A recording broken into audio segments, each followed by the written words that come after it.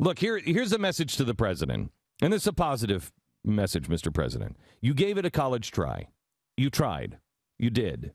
You've done everything you could in your power, and then beyond your power, beyond your executive power. You have done more than any president should be allowed to do. In fact, they are not allowed to do the things that you've done, but you've done them anyway. And still, we see the results. See, you're going after the money, or you're just going after the bodies of the voters, sometimes literally the ones in the ground. But that's not what America is. I don't think that you really understand America, sir. You understood two words last time that really kind of describe America, but there has to be something behind that, and it's hope and change. Hope is an American trait. We always have hope for a brighter tomorrow. We do. That is an American trait, and that helped you last time.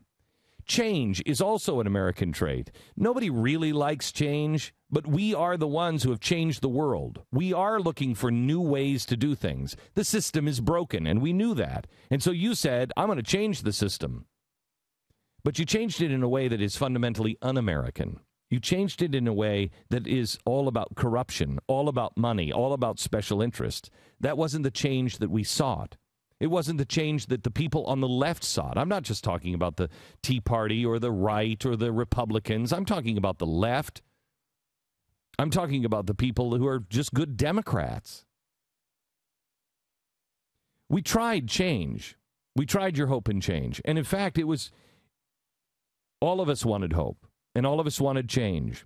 And darn near all of us, even if we voted against you and were against you, on Election Day, the day after, we kind of licked our wounds a bit, but we all did say, or most of us said, it is cool to have an African-American president. I mean, look at us. And we had a moment where we thought maybe the left would finally recognize that America isn't racist, because you couldn't have been elected if we were a racist nation. You couldn't have been elected by just the minorities. You needed white people to vote for you, and they did in droves. And many of us, even though we voted for you, we're happy that we sent a message to the rest of the world and to the left that America is not 1950 America. It was cool to see a black man in office. Just as someday soon, it'll be cool to see a woman or a man who isn't embarrassed by his wheelchair. Maybe even someday it'll be cool to see a member of easy to pick on faith to be president of the United States. But what happened here, Mr. President, is America's hopes for change were not realized this time, no matter which side of the aisle that we were on. I don't know if you've seen this, but the left, the people that helped you so much all the way along and bashed the Tea Party and everybody else, they're worse now on you than the Tea Party ever was just a few years ago. And that's why you're having trouble raising money for your reelection, because the people who supported you no longer support you. And that's not the Republicans' fault. That is the fault of people like you and people on your team deciding to put big labor, big corporations ahead of people, individuals who actually believed in you, who actually went door-to-door campaigning for you. See, politicians on both sides, it's not you, just you, Mr. President. It happens almost all the time. Politicians always forget that it really is about the individual. In America, that's what it is, the individual. And the parties and the politicians on both sides always forget that. The American dream is about one person making up their mind and then making a difference. It's not about a huge government. It's not about huge corporations. It's not about shadowy organizations or people who speak like this. I'm all I trying to do. It's not about that. It's not about donors making a difference. It's about individuals.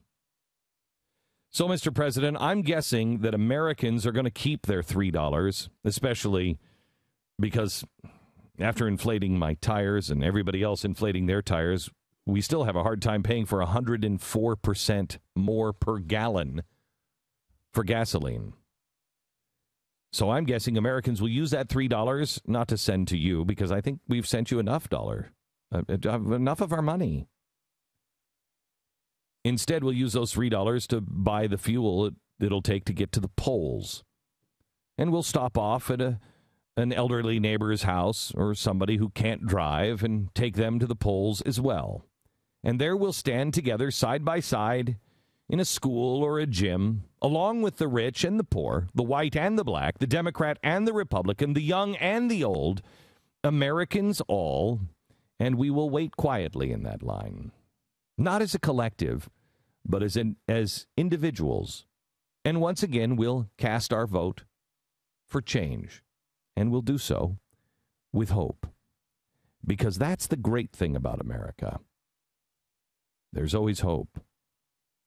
Tomorrow always holds a new promise.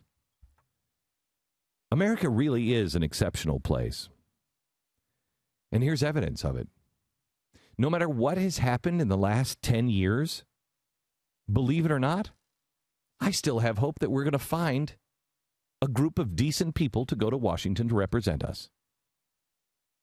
Maybe it'll be this election. And maybe this guy who's going to replace you will keep more of his promises to unite us and bring us together and move us forward than you did. But here's where the real hope comes from. If he doesn't, we'll all gather in our gyms and our schools again, and we'll send him home as well.